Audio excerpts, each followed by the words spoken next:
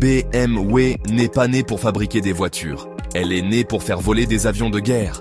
Elle a été interdite, presque rachetée, presque effacée. Et pourtant, aujourd'hui, elle symbolise la performance allemande.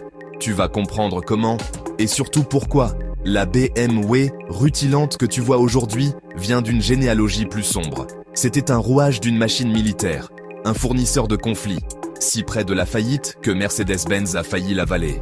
Abonne-toi si tu veux comprendre ce que les grandes marques préfèrent oublier. La version officielle, polie par le marketing, est simple et séduisante.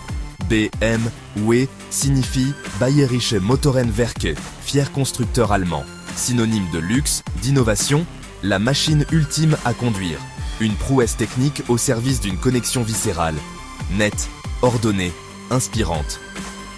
Le problème, elle est aussi complète qu'une carte du monde qui ne montrerait que la Suisse. Elle omet les périodes où BMW fut un bras de l'effort de guerre.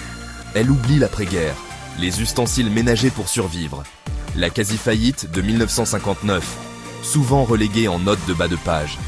La bande-annonce omet les faux pas, les occasions manquées, les quasi-défaites.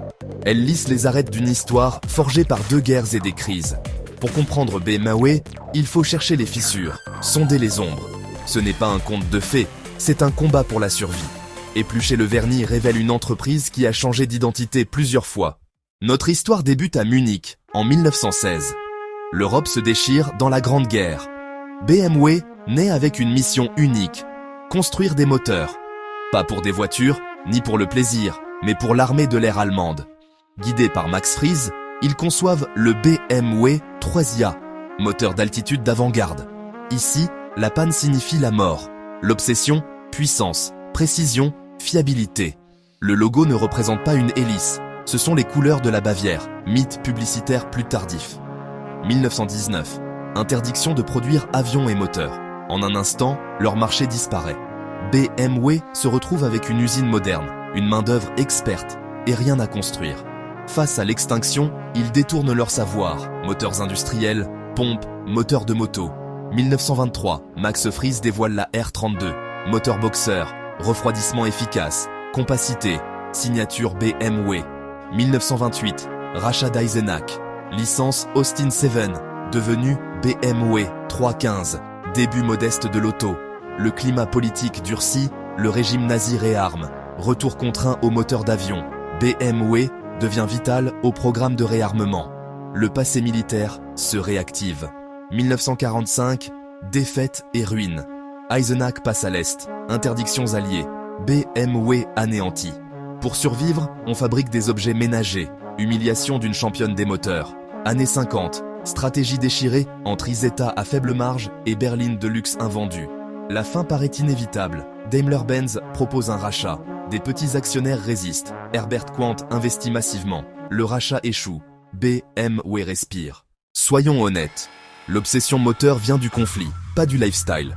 Pendant les 2 guerres, BMW fournit des moteurs d'avion à l'armée allemande. La Seconde Guerre voit l'usage de travail forcé en usine. Tâches indélébiles, puissance, efficacité, fiabilité à la limite, exigence de combat aérien, injection, suralimentation, innovation accélérée par la guerre, transposées ensuite. Honte institutionnelle, reconnue plus ouvertement ces dernières décennies. 1959, quand Paris contre le consensus, injecte sa fortune. Mais sa fortune est liée au Reich. Arianisation, travail forcé. Paradoxe moral. Il abandonne les extrêmes, vise le segment médian compact, sportif, accessible. La classe définit l'ADN des décennies suivantes.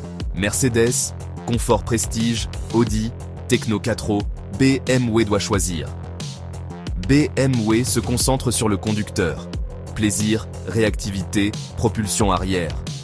Chaque modèle devient la berline la plus sportive de son segment. La série 3 devient icône mondiale. Le pari paye. Revenons au début. BMW naît au service de la machine de guerre. C'est dérangeant. À l'époque, obtenir ces contrats était le sommet industriel. Prestige, financement, client assuré. Exigence de légèreté, puissance, fiabilité. Une pépinière qui forge les compétences fondamentales. À court terme, rationnel et rentable. À long terme, fardeau éthique et réputationnel. Après la dévastation, être ex-fabricant d'armes devient une marque de honte. BMW pivote par nécessité. La survie prime la pureté. quand enclenche la neue classe. Nouveau départ, sans effacer le passé.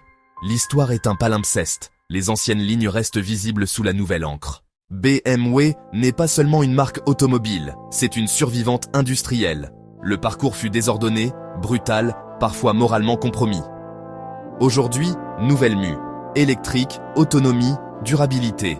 Le succès est réel, l'ingénierie brillante, le passé complexe. Peut-on séparer une M5 sublime du travail forcé d'hier? L'accomplissement technique existe-t-il hors du moral? Condamner oublie la renaissance. Célébrer sans assumer, c'est s'aveugler. Le succès est rarement pur, ni noir, ni blanc. La marque habite le gris difficile de l'histoire industrielle. BMW a survécu à 2 guerres, à une interdiction totale et à une quasi-disparition. Est-ce encore une simple marque premium ou une survivante industrielle?